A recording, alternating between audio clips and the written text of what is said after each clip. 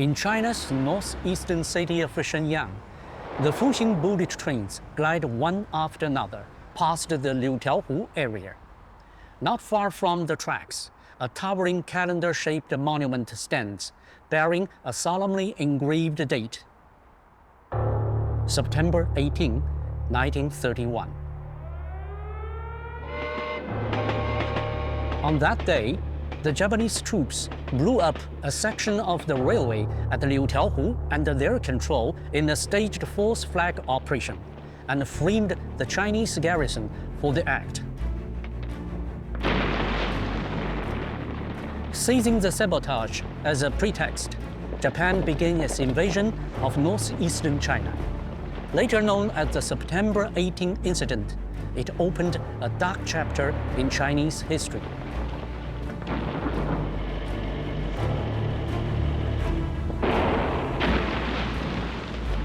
From that day on, fascist forces began to perpetrate their vicious deeds in the Far East, 8 years before the outbreak of the Second World War in Europe and 10 years ahead of the Pacific War. On the vast lands of northeastern China, the Chinese people fired their first shot in the fight against fascism, and for the subsequent 14 years, the guns never fell silent.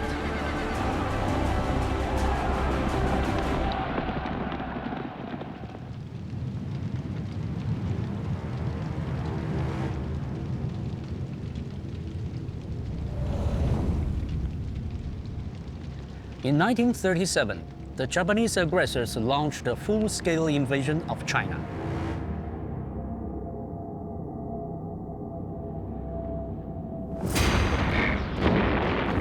Flames of war spread to more than a dozen provinces in China, and the battlefront stretched over 1,800 kilometers.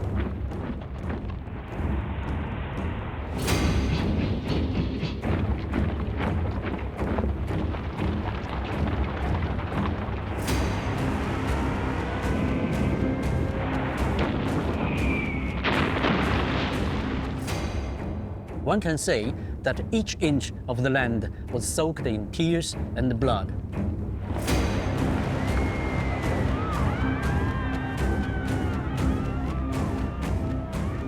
Available statistics show that during the Chinese People's War of Resistance against Japanese aggression, China's military and civilian casualties reached 35 million. Based on 1937 exchange rates, the country's direct and indirect economic losses amounted to over 600 billion US dollars.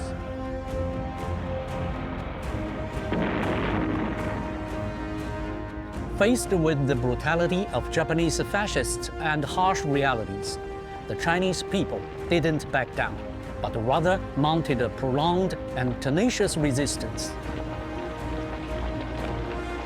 The Battle of Wuhan and the 100 Regiment Campaign, among other campaigns, lasted for months, shattering the Japanese aggressors' illusion of a fast victory over China.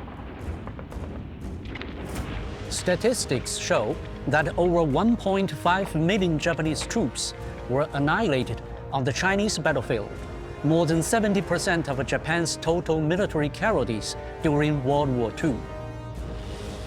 The staunch resistance put up by the Chinese army greatly pinned down the Japanese forces, strategically supporting and coordinating with the Allies. In the Battle of Lake Hassan in 1938 and the Normanhan incident in 1939, the Japanese troops were forced to scale back their offensive due to pressure from the fierce resistance on the Chinese front. Marshal Vasily Chukov of the Soviet Union once said, "Even in the most difficult years of the war, Japan did not attack the Soviet Union, but instead drowned China in blood," a reference to Japan's forced abandonment of its northward advance strategy because its troops were bogged down in China.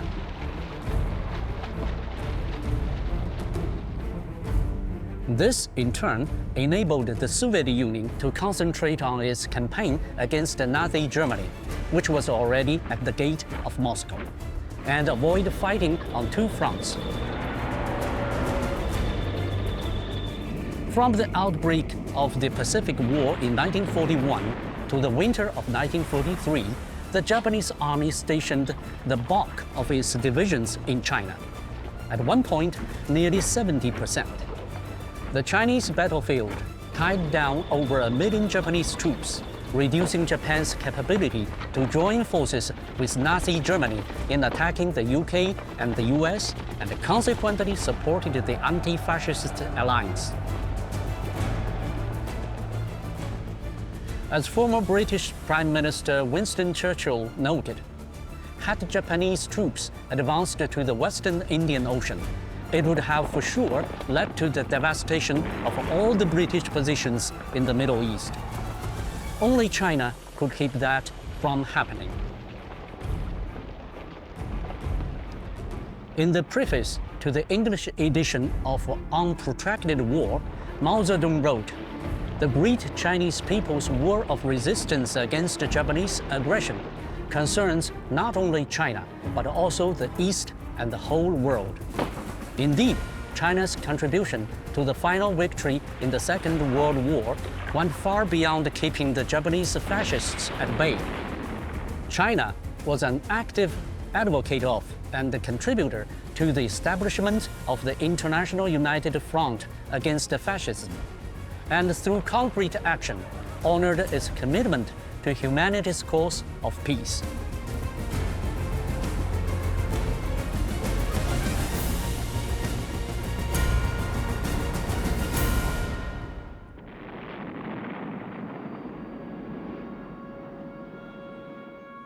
Even when vast swaths of its territory were occupied by the Japanese aggressors and the war was mired in a bitter stalemate, China still resolutely dispatched the Chinese Expeditionary Force, which ventured into Burma to fight alongside the Allies.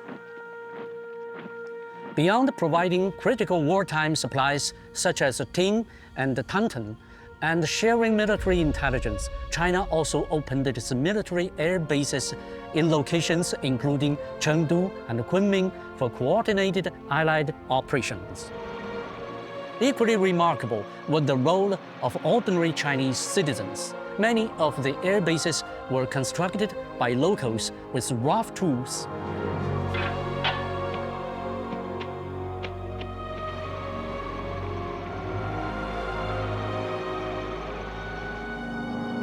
In the 1942 Doolittle raid, the American bomber team were forced to make emergency landings in several Chinese cities, and 64 of the 75 pilots who parachuted were rescued by local Chinese, many of whom were civilians, risking their lives to shelter and help the American pilots. Over the course of 14 years, the war engulfed 400 million people. But with unyielding resistance and enormous national sacrifice, the Chinese people finally achieved victory in the Chinese People's War of resistance against Japanese aggression.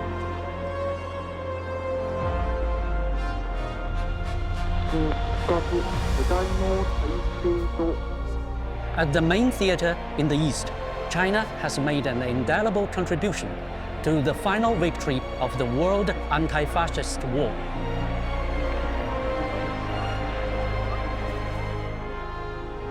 When bullet trains speed past the Liutiaohu area, one can always catch sight of the September 18 Incident Monument.